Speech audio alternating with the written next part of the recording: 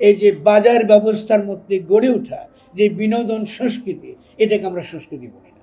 চৈত্র সংক্রান্তি এবং নববর্ষ, এখানে সাংবাদিক ভাইরা আছেন, আমি অধিকাংশ পত্রিকা দেখেছি, অধিকাংশ পত্রিকা বুঝতে পারেনি এই অন্তর্বর্তীকালীন সরকার কি বার্তা জনগণকে দিতে চাইছে।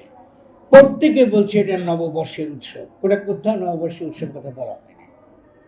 অন্তর্বর্তীকালীন সরকারের কাছে দুটো দিন ছিল, চৈত্র সংক্রান্তি পালন করেছি, আমরা নববর্ষ পালন করেছি। এখন চৈত্র সংক্রান্তিটা কেন গুরুত্বপূর্ণ? কারণ চৈত্র সংক্রান্তি আমাদের সংস্কৃতির সঙ্গে যুক্ত। আমাদের কৃষকরা সংক্রান্তি করে, বৈশাখ মাস যখন আসে তখন চিত্রা নক্ষত্র, ওই যে নক্ষত্রের সঙ্গে যোগ, গ্রহের সঙ্গে যোগ, তাদের জীবনটা গ্রহ নক্ষত্রের সঙ্গে যোগ, ঠিক আছে?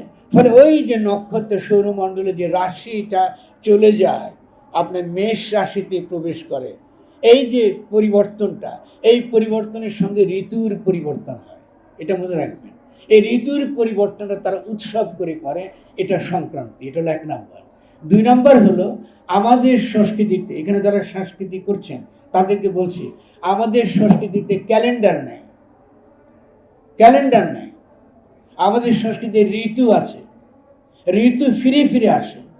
আপনি যখন বৈশাখ করে বলেন সমস্ত আবর্জনা অতীতের ধুয়ে যাক, মুছে যাক, তার মানে আপনি আপনার ঐতিহ্য অস্বীকার করছেন, আপনার ট্র্যাডিশন অস্বীকার করছেন, আপনার ধর্মকে অস্বীকার করছেন। ফলে পুরানো বলে কিছু নাই। এগুলো কলোনিয়াল আমল আমরা শিখে দিই যে পুরানো সব আবর্জনা, পুরনো জিনিস সব খারাপ, এটাকে ফেলে দিতে হবে, এগুলো কলোনিয়াল মেন্টালিটি। ফলে এই যে সংক্রান্তি করার মধ্য দিয়ে আমরা নতুন যে সংস্কৃতির আমরা উদ্বোধন করলাম, এই উদ্বোধনের মানে হচ্ছে আমরা নতুনভাবে নিজেদেরকে জানার চেষ্টা করছি। কারণ আমাদের জনগণ, আমাদের জনগোষ্ঠীর জীবনটা কিসের সঙ্গে যুক্ত? গ্রহ নক্ষত্রের সঙ্গে যুক্ত। এই সিম্পলি এই যে বাজার ব্যবস্থার মধ্যে গড়ে ওঠা যে বিনোদন সংস্কৃতি, এটাকে আমরা সংস্কৃতি বলি না। ফলে সংস্কৃতির কিন্তু দুটো মানে আছে, একটা বিনোদন যেটা কোম্পানিগুলো করে এবং বিনোদনের জন্য টাকা পয়সা করে, নাচাকুদা করে, সমস্ত কিছু করে, এটাকে সংস্কৃতি বলে না। সংস্কৃতি হচ্ছে সেটা যেটা আমার এই নতুন রাজনৈতিক জনগোষ্ঠী নির্মাণে যে সহায়ক হয়। ফলে নতুন রাজনৈতিক জনগোষ্ঠীর জীবনে অত্যন্ত গুরুত্বপূর্ণ হচ্ছে গ্রহ নক্ষত্রের সঙ্গে তার সম্পর্ক। আজকে একটা বাচ্চাকে যদি জিজ্ঞাসা করেন অশ্বিনী নক্ষত্র কোথায়, শুক্তারা কোথায়, সপ্তর্ষি মণ্ডল কোথায়, ওই বাচ্চা কিন্তু জানে না। ওই বাচ্চা কিন্তু বলতে পারে না, সে আকাশ দিকে তাকায় না, সেখানে ইলেকট্রিক পাতি দেখে।